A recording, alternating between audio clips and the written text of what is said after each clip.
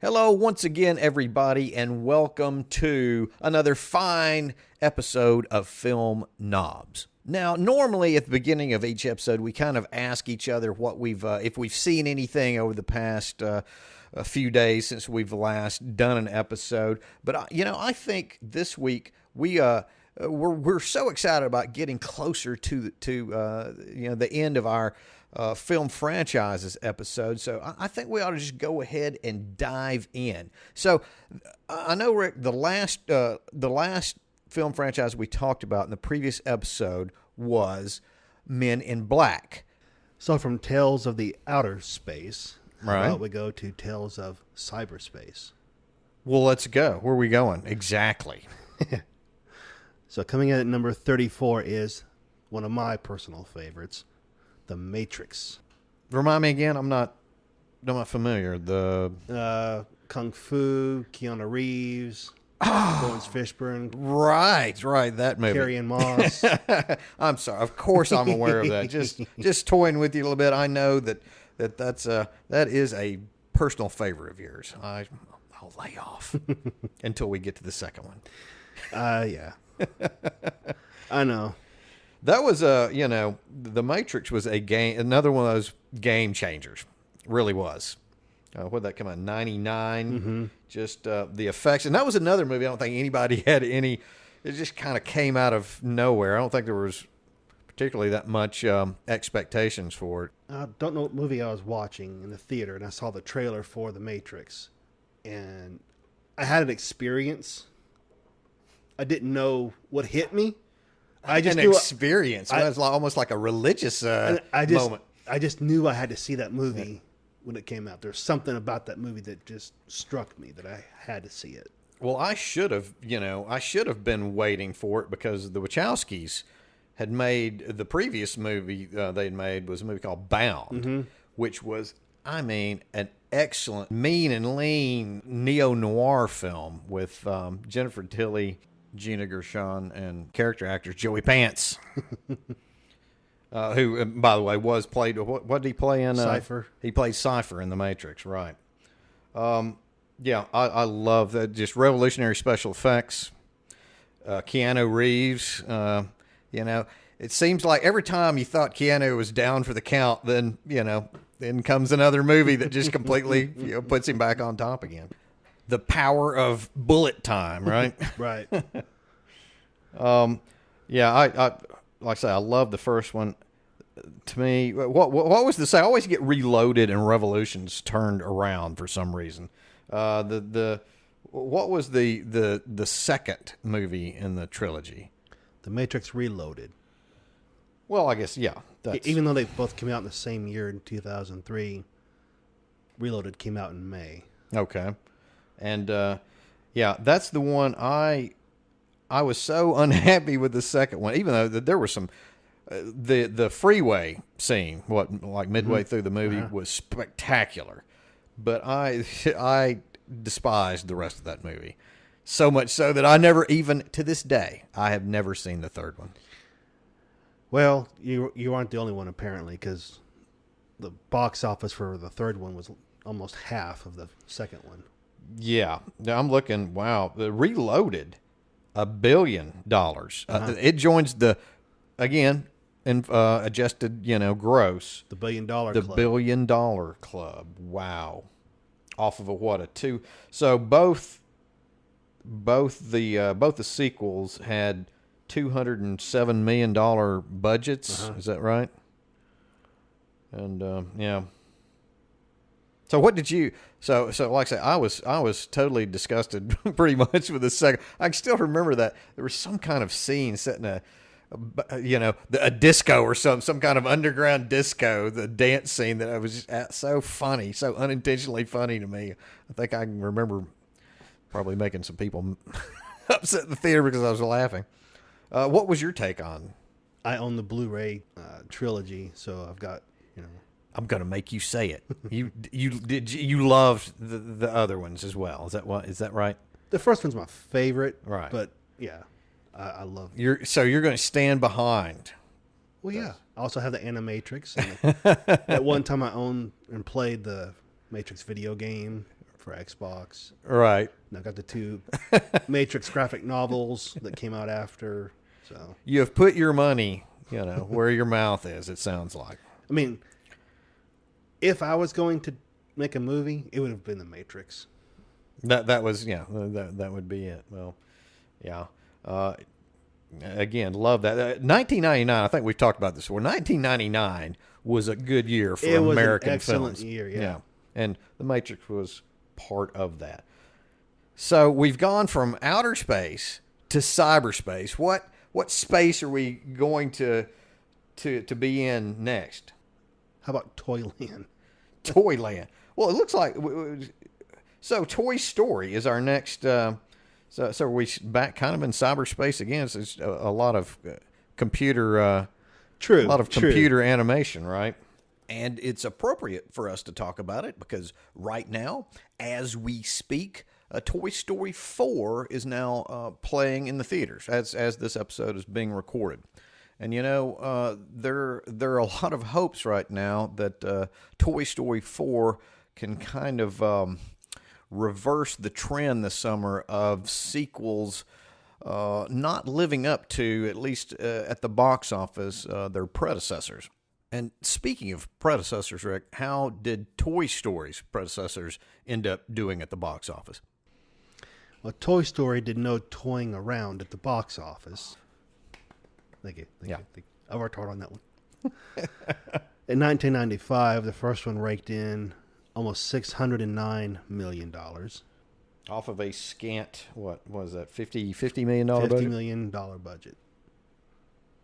And so I'm pretty sure that's not the highest grossing because that is a well-beloved, that is one of my personal favorite animated movies of all time. I love that movie.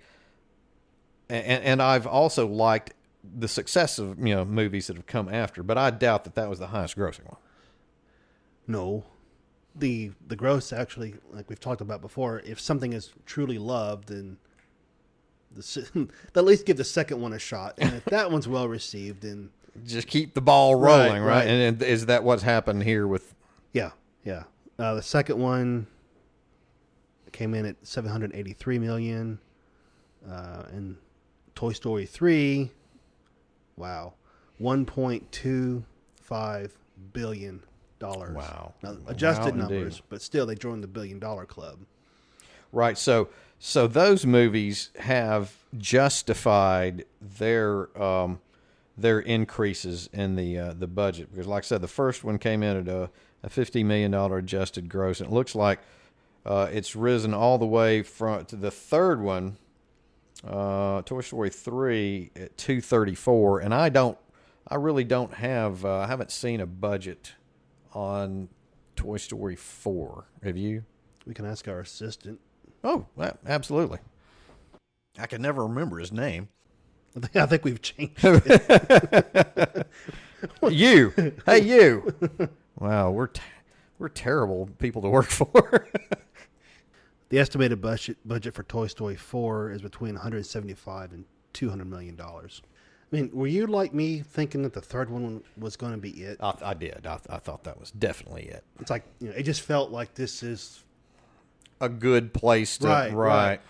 but I guess that's why the people at Pixar are where they're at, right? And we're where we're at because so far the reviews have been very, very good, and the box office is at the very least is on par with the third episode at this juncture. I believe it's at about $10 million more domestically at this point than Toy Story 3 was. So, it could be to infinity and beyond. Maybe you should leave the punning to the professionals.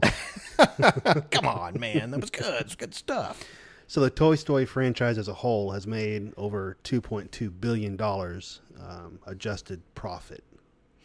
Yeah. So this should only add to the the coffers. So from cuddly toys that make you think of your childhood, we're going to something that may be reminiscent of a nightmare, i.e.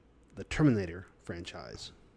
Wow. Yeah. Yeah. The stuff of nightmares, unless you're a producer of one of those, which is just sweet dreams all around, at least, for the first few go-arounds. So we've talked about James Cameron and Terminator, before in our James Cameron podcast episode. Right. So the first Terminator that came out in 1984 made $191 million at the box office. Off of a $16 million budget. Right. And then the second one, wow, huge jump. Made almost $964 million at the box office. So yeah, it almost reached the $1 billion club, which shows you just how much. And that was 7 years. I mean, that was 7 years down the road. That shows you how much power video, I think, had back then. Certainly it did well at the box office, but it just, I can remember it really rolled too on the old VHS. I think I saw it on video. I'm sure that's where I did not see that movie at the theater. I first saw it on VHS. And the budget skyrocketed to $187 million at that time. Right, but I mean the special effects were state of the art. I mean that movie was state of the art special effects in 1991. So if I was going to make a second movie, I said earlier, if I was going to make a movie, I'd make The Matrix. If I was going to make a second movie, it would be The Terminator. Well, I don't blame you for either of those choices. I can't remember. So which one are you a Terminator guy or are you a T2 guy? Which, given, you've got to make a choice. Here's your Sophie's choice. It is the Terminator or T2. What are you taking? I'm taking T2. Yeah, the effects are just too much for you, aren't they? They're just too tantalizing. So not T3. I don't hate T3. I enjoyed it. I'm with you. It certainly doesn't hold a candle to either of the first two, but on its own, it's an enjoyable, it's an enjoyable sci-fi movie, no doubt. And I'm looking, it looks like it, it went down, went all the way down to basically $600 million adjusted gross. Which, that's nothing to sneeze at. It is nothing to sneeze at. Especially now, there was a 7-year delay between the first two movies. There was a 12-year delay between T2 and T3. So, yeah, you got to think that was acceptable. And then Terminator Salvation couldn't muster quite as much as that. And I wasn't a big fan of that movie, to be honest with you. I liked it, but it seemed troubled. Yeah, I think. Well, to me, it just didn't stand. There was nothing to make it stand apart. It was just kind of I don't know. I seem to remember kind of being a little bored with it for some reason, and I didn't bother. I'll be honest. I didn't bother with Terminator Genesis. The reviews were so bad. I knew that movie was going to be, and as we've talked about earlier, that was just going to be one that's not part of the canon. And I'm pretty sure that with this upcoming movie, Terminator Dark Fate, which is coming out in November, they're pretty much ignoring that movie too, right? Is that right? If I remember correctly, Genesis was supposed to kick off a trilogy by itself, and after the first one tanked, they scrapped. Decided, hey, let's go back. Let's revisit what actually worked. Right. So Dark Fate, they're bringing back Linda Hamilton, and it's supposed to take place right after T2. I don't know how far after, but. And you know what? This is going to be one of those I'm not going to know. I probably won't. I probably won't watch. I've seen the first trailer. I think I'm going to leave. I may leave it at that. I don't want to know much more about it. What I do want to know though is what's next in our franchise list. One that you might be more familiar with than I am, The Exorcist. What? Is that not one of your favorite?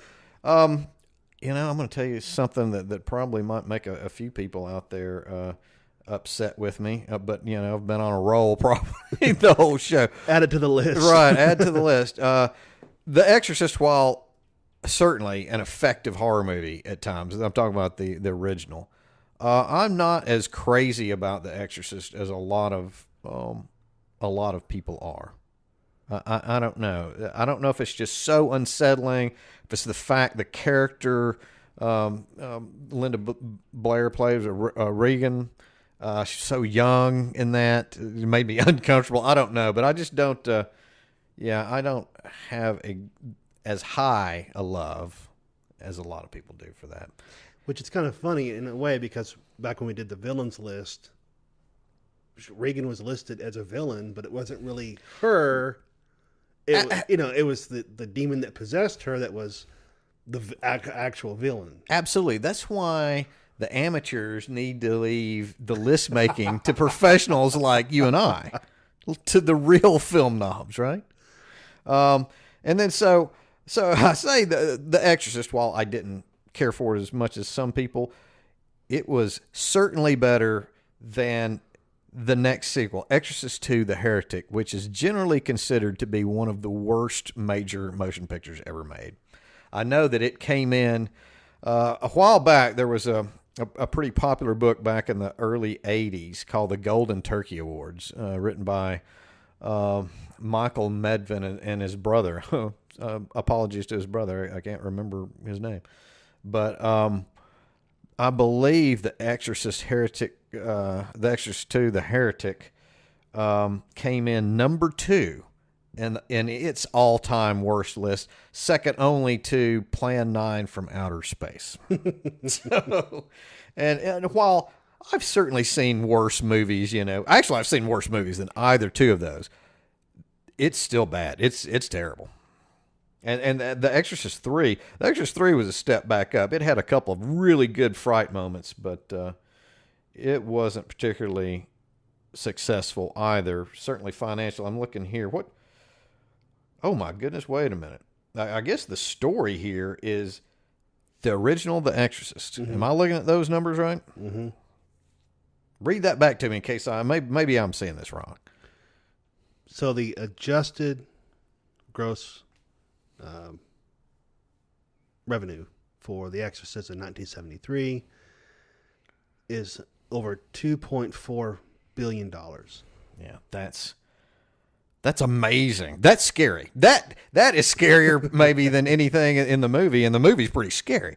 That's a horror movie. That's an R-rated horror movie that made $2.4 billion in adjusted gross. Dang. And I'm really having a hard time. Looking at The Exorcist II: The Heretic and seeing that $105 million adjusted. I mean, that's nowhere near $2.4 billion, but that's still about $104 million better than it should be. I wonder how much of it was like word of mouth. It's like, hey, you've got to go check out this crazy movie. What, The Exorcist II? No, the first one. Oh, Well, for one thing, it was based on a very popular book at the time, I believe, the William Peter Blatty book. Why it was the movie at that moment, I'm really not for sure. Those crazy 70s, right? Crazy early 70s. There certainly hadn't been a horror movie. It was so graphic, it was very graphic, and again, the age of the girl that was possessed was, I think she was supposed to be 13 or something in the movie. I can't remember. That was unsettling and troubling, and nobody had seen anything like that. So yeah, I guess the word of mouth was, and it was. I'm not going to deny it's a scary movie, but I do also recommend go see, rent or somehow watch Exorcist II: The Heretic. It is one of those so bad it's good movies. You'll be entertained by that, but in a totally different way. And think about this too, actually. So $2.4 billion for The Exorcist, right? Mm-hmm. And only 4 years later, mm-hmm. only 100. I mean, that is a fraction of how much, even at a $104 million, that is a very small fraction of what the first made. So I guess people are like, oh, okay, we've already seen that. Well, but before that came out, that movie, I think, if memory serves me from what I've read about that, most everyone knew that this was going to be a disaster of Titanic proportions. So we should have a battle of bad sequels sometime in the future. Yeah, that wouldn't be bad. Or just a battle of bad sequels, a battle of bad movies altogether. Maybe yes, which a kind of which is worse. It's going to be hard to. It will be. We'll have to search a long while to find movies worse than The Exorcist 2. Hard to top the bottom. So moving from one nightmare to another. Okay. Let's move on to Aliens. Wow. Yeah. Coming in at number 27. You're right. Certainly by that first movie did give a lot of people nightmares, including me. That's another one that kind of all of a sudden, I don't think anybody was really expecting a whole lot out of that. If you think about, I mean, the movie is just a 50s B movie, haunted house movie set on a spaceship. Ridley Scott, he's a pretty fair director. He and a very capable cast made that and a good script. That was just a solid movie all the way around. Did you see it in the theater? No, I'm pretty sure. Yeah, I'm sure my mom got HBO and Cinemax like in 1980, I think.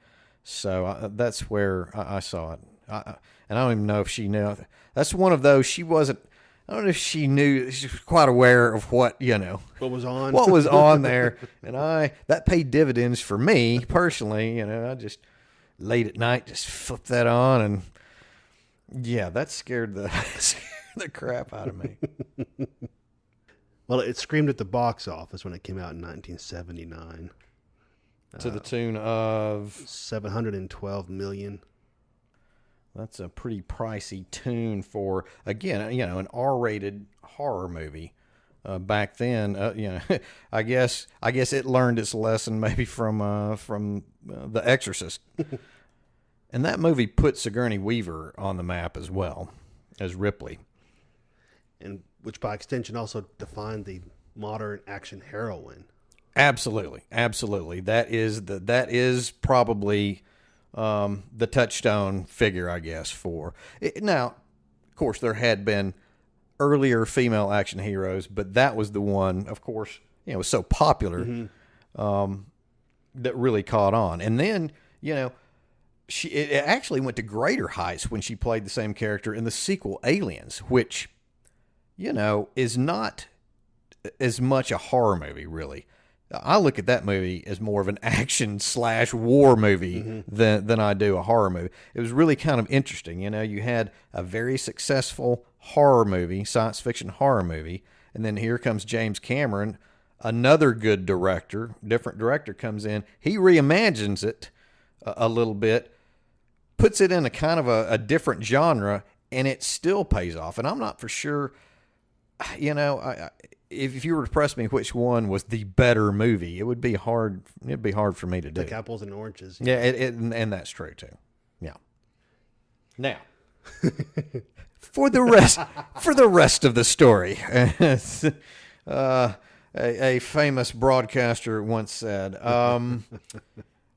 "Yeah, I stop at Aliens. That's it. That storyline goes no further for me. Right.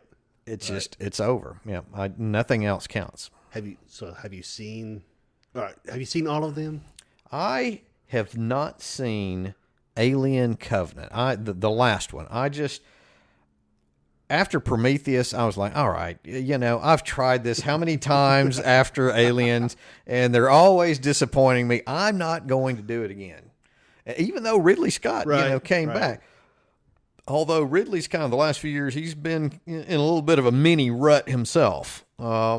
after The Martian, I guess. He's had a couple of snafus, but that didn't look good. I don't think there's anything. There may just not be anything left in the gas tank for that franchise. Oh, what about you? I've seen all of them, and the one I liked the least, I guess, was AVP Requiem. I hated that movie. I hate that movie. Well, it's probably was it the cheapest one? No. Mm-mm. Wow, what am I talking about? Even with adjusted grosses, the first two are the cheapest. 94.5 million for Alien versus Predator. Oh, wait a minute. What am I guess I was thinking of Requiem. Yeah, that's going to be the cheapest one of them. No, still not the cheapest. Nope, wrong. Still not the cheapest. But it's 49 million. It's the cheapest looking one. Am I right there? You've seen. I'm pretty sure that's the. Yeah, I thought that was the cheapest looking one. Yeah. It looked like it was shot for video. Yeah. Yeah, straight from video. Everything's black. You can't see anything. That may be that may be just as well. I think the one I couldn't stand the most is one of the ones that was again directed by a first-class filmmaker who I think pretty much had it taken out of his hands, David Fincher, and Alien 3. I despise that movie. I think he does too. Yeah, I'll be honest. I almost walked out of that movie. That's how much I disliked it. You weren't the only one. Yeah, I was this, and I've only done that for a handful of movies in my entire life. That was really close. All right. So how far were you in when you almost walked out?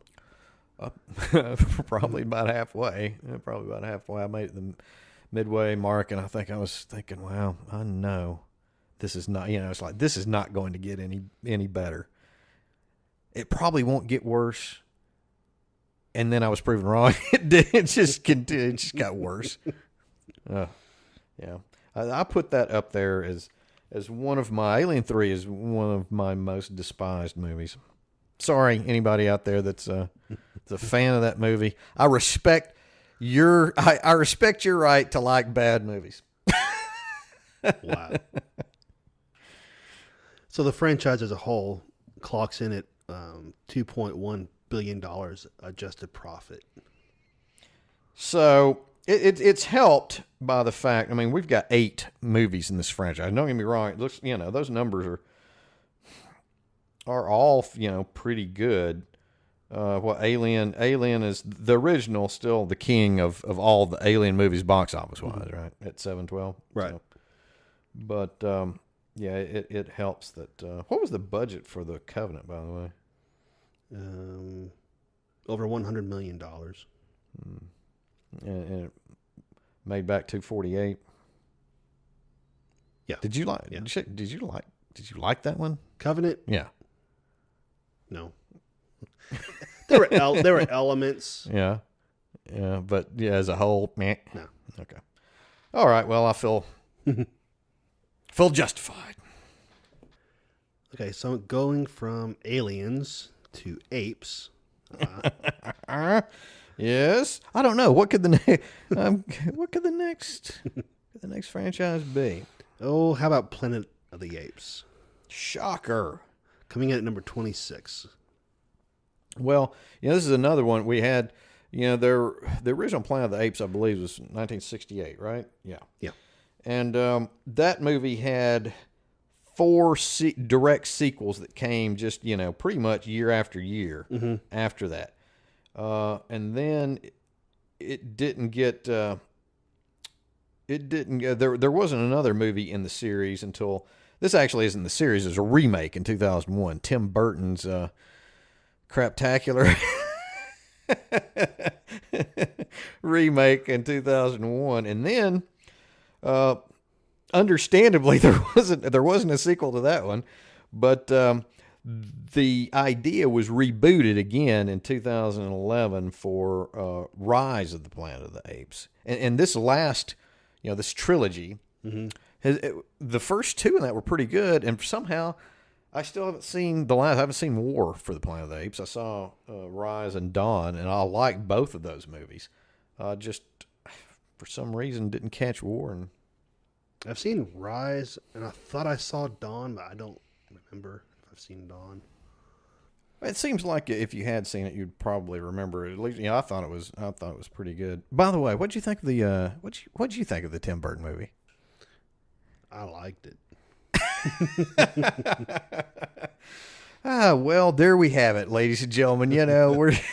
We're actually pretty smart. We're going to play both sides, right? Right. Well, I'm a sucker for sci-fi and special effects, action. So I'm a sucker for all those things if they're done well. true. I'm really a sucker. I love the original Planet, the 1968 version. That was with Charlton Heston and Roddy McDowall. That movie, that was one of the more important science fiction movies of that era. The second one, Beneath the Planet of the Apes, wasn't that bad either. Got progressively weaker after that. But what did the original Planet of the Apes end up making? 243 plus million at the box office. Yeah, for the adjusted gross. And it looks like the succeeding ones less and less, at least of that first round of Planet of the Apes. And by the way, the movie, the original, it was also important in the area of makeup. I know it won an honorary Oscar. I don't think that makeup was actually an official category at that time, but the makeup work there was certainly some of the best up to that point, and influenced a lot of makeup afterwards. So even though the original sequels after the first Planet of the Apes trailed off at the box office, when they rebooted the trilogy in 2011, those movies took off at the box office. The first one in 2011, Rise of the Planet of the Apes, brought in $532 million. Dawn of the Planet of the Apes brought in $760 million. And War for the Planet of the Apes brought in $509 million. Yeah, that's definitely definitely a lot more than those last, like you said, those last few sequels to the original. And that the reboot, the Burton reboot that we don't quite see eye to eye on too. That, as bad as the reviews were, that thing made am I looking at it right? 521 million. So, it didn't lose money. So it's still a loved franchise. Yeah, absolutely. Okay, so moving from one member of the animal kingdom to another, let's visit Jaws. Oh, you see, I tell you what, I don't that movie, the first one, scared me so much. When you mentioned that, I had a physical reaction and nearly knocked my microphone down. Wow, that first movie, that was the movie that pretty much that was a game changer too, because Jaws was like that first summer blockbuster, right? That popcorn movie that Hollywood has tried to emulate every year since 1975. Steven Spielberg's first breakout hit. He directed a few television movies before that, and then I believe the year before Jaws, he directed the Sugarland Express. But this movie took everybody, it took the country by storm. And apparently it was a nightmare to produce. They had all sorts of mechanical problems with the Bruce. Right, Bruce was not was not easy to work with from all. And the thing about it is, it turns out that was the best thing that could have happened to that movie. They couldn't show, how it looked on screen, at least initially. It looked fake. It looked bad. They couldn't use a lot of that footage, so they had to hide the shark for a good portion of the movie, which only built the suspense up more. Happy accident. Very, very happy accident. So I wonder how much Alien borrowed from that technique. Quite a bit, and I wish more more horror films would be wise to learn from that. I still don't understand why that doesn't happen. Don't show all your cards right off the bat, Or in the trailer. Or in the freaking trailer. To all of you, to any person out there that's one of those that wants to see more in the trailer, stop it. Stop it. Oh. So the first Jaws movie was released in 1975, and it joins the $2 billion club. The $2 billion adjusted gross. Yeah. There's definitely not many films that make the $2 billion club. Right. $1 billion's hard enough. But $2 billion. Yeah, hello. Off of what was the adjusted budget again? Almost 57 million adjusted. And so what about the sequels? How did they oh boy, we're talking probably a harsh drop, I would think. Well, I mean, it's going to be hard to top it. Right. $2 billion, I know. You're right. You're only going to go down. All right, Smarty. How far down? Well, Jaws 2, dropped off just over half, so it comes in at $815 million. Which is still, that's a lot more than it should have made. There are worse sequels than Jaws 2, but they're better. Apparently, Exorcist is right up there. Right, exactly. Right, they're worse. Ask Linda Blair and Richard Burton, of all people, who was in this second movie, or the second Exorcist. Now, see, you're making me want to watch it just to see. Oh, you should. As a matter of fact, I think I've got that in my collection. Next time we meet for another of these wonderful shows that we do, I will bring Exorcist 2 the Heretic, and you can understand what I understand. Jaws 3D. Looks like it sank even closer to the bottom. Right. And finally, Jaws 4: The Revenge, definitely a bottom feeder at $35 million off of a $51 million budget. So if they came up with Son of Jaws, would they, as a reboot? I wonder how it would do. I'm hoping that we've seen the last. Actually, what's one of the funniest things about that, man, I don't know if we've talked about this in a previous podcast, but, Michael Caine was in Jaws 4: The Revenge. Michael Caine didn't turn down a lot of work back in the 80s. I don't think he's ever really turned down a lot of work. And his argument was, he got to go to, I think they shot that somewhere. I don't know, it was Bermuda or somewhere, in the Caribbean. And it wasn't just a free vacation. He got paid, to go to other, and that's why he did that movie. And by doing that movie, that was 87. Yeah.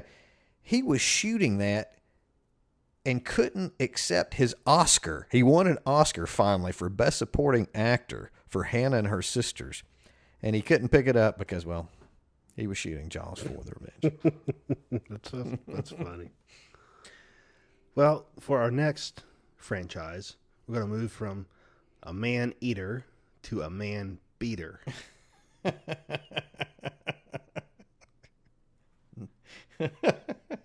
All right. So who would this be? Coming in at number 22, we have Rocky. Okay, and by the way, congratulations on the line of the night there. So Rocky, Sly Stallone, his path to stardom for sure. So Rocky was the little movie that could, It ended up besting a couple of bigger movies that year, like Network and All the President's Men, to end up winning Best Picture. Won Best Picture, Best Director for John G. Avildsen, and Best Editing. And, Stallone himself was nominated twice. He was nominated for Best Actor, and he was nominated for Best Original Screenplay. And he lost both of those. He lost to Peter Finch for Network in the acting category, and he lost to Patty Chayefsky, the writer of Network. So Network was kind of tough on Rocky that year, but they took the big prize. So Network beat up on Rocky? Network did beat up on Rocky, yeah, in those categories. But like I say, Rocky took the big fight, took Best Picture. Well, and he cleaned up at the box office too. So what did it take there? I had to double check my numbers. Yeah, just now, just to double check and right, because we're film check. knobs, we want to be correct. Yeah, but in today's money, Rocky made over $1 billion at the box office. So it's $1 billion again, adjusted, and right. But it's in that $1 billion club. Mm-hmm. Yeah, I knew it was successful, but I'm with you a little bit on there. I thought it would probably be under that. Wow. So Rocky is a champ. What about how did the rest fare? Were we going? Obviously, we're going down. There's not going to be another $1 billion, but by how much? Rocky 2 came in at over $700 million adjusted. Yeah, still pretty good. Rocky 3 dipped to $329 million. That was, so Clubber Lang, they didn't club as much money out of the movie going public. That's still pretty good take. And Rocky 4, $708 million. Oh, so back up. Well, that movie was right at the height of our little Cold War with Russia. Right. Reagan, it was rah-rah, rah-rah America at that time. So I can see that. The Rocky 5, $223 million. Yeah, and then so it's down, mostly downhill from there. Yeah, here's another. I'm looking at these numbers. I can see them now here on this, and there's another. Well, I was about to say there's another big number there, but it's another small. It's a small number. The big number, $1 billion, right, for the first Rocky with the adjusted budget for that movie, $4 million. Wow. I think I may have to task you with another, some more numbers crunching as to that's certainly got to be one of the most profitable percentages adjusted in movie history from budget to gross. That could be a future appendum episode. It could be. It sounds like a lot of work for you to, a little number crunching, but I certainly would like to know some of those numbers.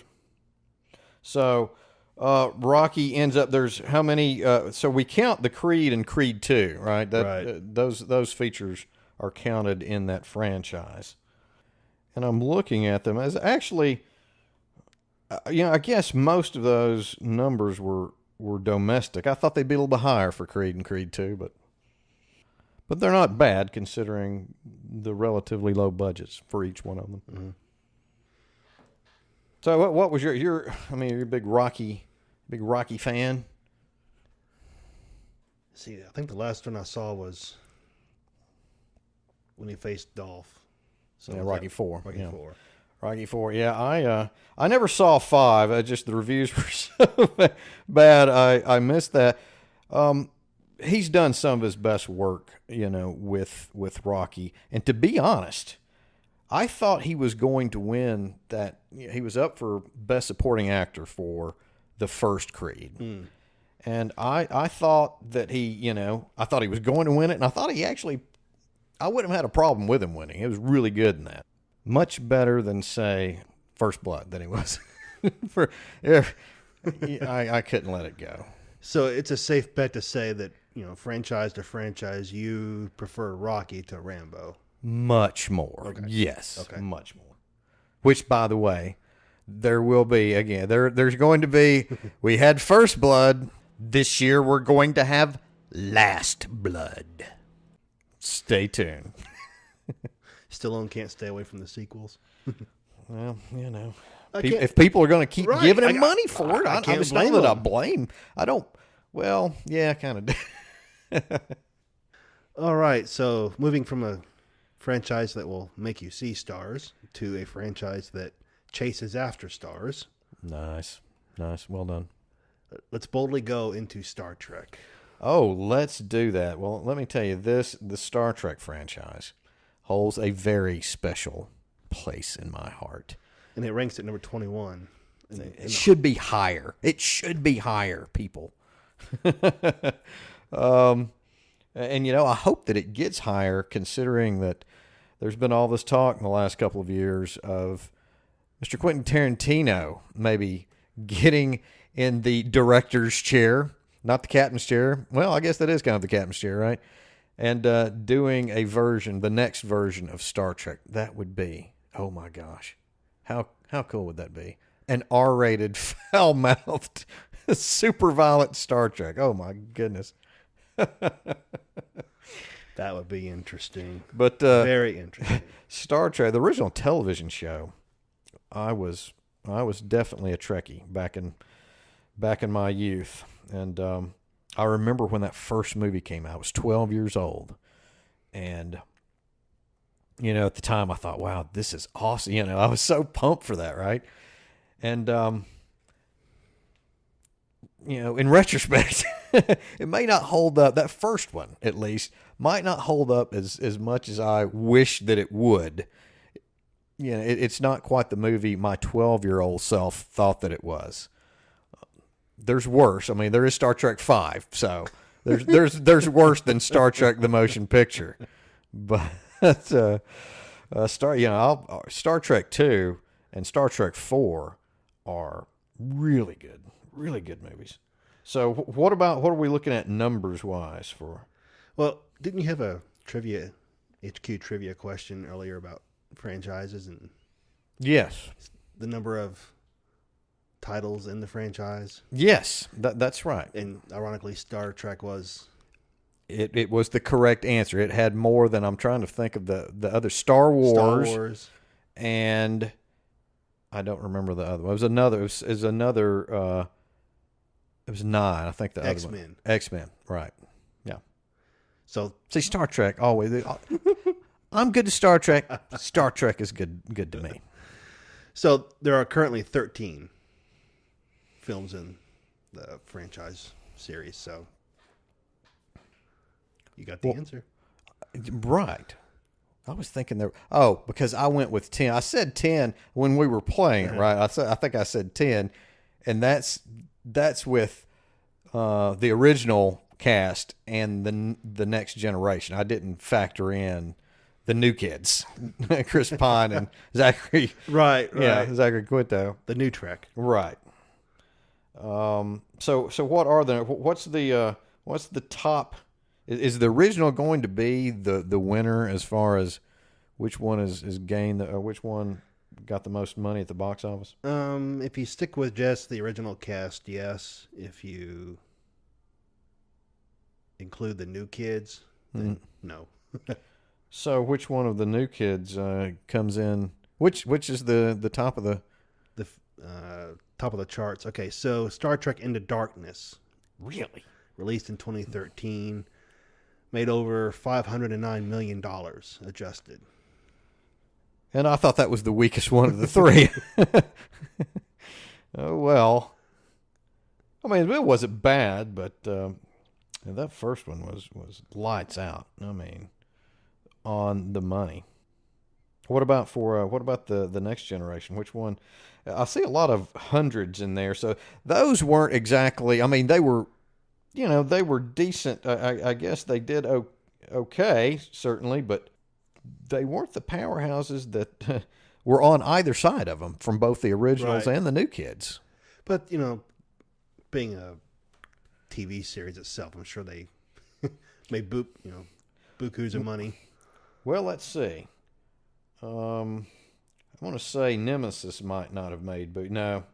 Yeah, Nemesis probably was a money, and that's why that was the last. Mm-hmm. That was the last one of the next generation movies. It looks like what 90 $95 million adjusted for Nemesis with a budget, and this is before P&A of $85 million. So yeah, that was, and yeah, that was the next generation's Star Trek V.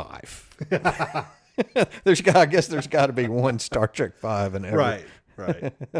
And if they make two more, if they manage to get two more new kids, Star Trek's in, then I'm going to say Star Trek Into Darkness is going to be the Star Trek V of this group. If the Tarantino Star Trek movie, whichever one, it's going to be good. It's going to be good. It's not going to be a Star Trek V. No. So we're here at what, number 21? What is the overall franchise gross here? Let's see. Adjusted. Okay, so the adjusted franchise gross, right, is over $3.6 billion. That's pretty good. Although now it does have a lot of titles in that, as far as some of the other ones we've looked at, it's got, again, like I said, 13 titles, but that's pretty strong. Not to mention, all the merchandising machine behind it. Oh yeah, there's tip of the iceberg here. And speaking of tip of the iceberg, we are to the top 20 now. We're at number 20. Right, we've reached the peak of Everest. Well, we're getting there. We're close. We're closing in. We're closing in on the summit. So I'm going to suggest, I think this would be a good time to retire this episode, and we'll I know. So what did we say? Star Trek had 13 episodes. Right. We're chasing Star Trek. We're chasing Star Trek right now. But I assure you, this next we're going to go through the top 20 on the next episode, and I'm really excited about seeing what is going to edge out Star Trek. What 20 franchises could possibly edge out my beloved Star Trek? Well, tell you what, tune in next week and find out. How's that for a cliffhanger, huh? But we don't need to leave, all those knobs out there. Hang on how to get a hold of us, because we love to hear from everybody out there. How can they get a hold of us and tell us, their thoughts about this episode, about what we talked about there? Are these, do they belong? Do they deserve here? Do they need to be thrown off the scrap heap? How do they tell us those things? Well, they can find us on social media. They can find us on Twitter at Film Nobs. We got a YouTube channel. We got a Facebook page, a Pinterest board. They can also find the podcast on iTunes, Spotify, Stitcher, and SoundCloud. And we hope to find all of you here with us on the next episode. Until then, take care, everybody.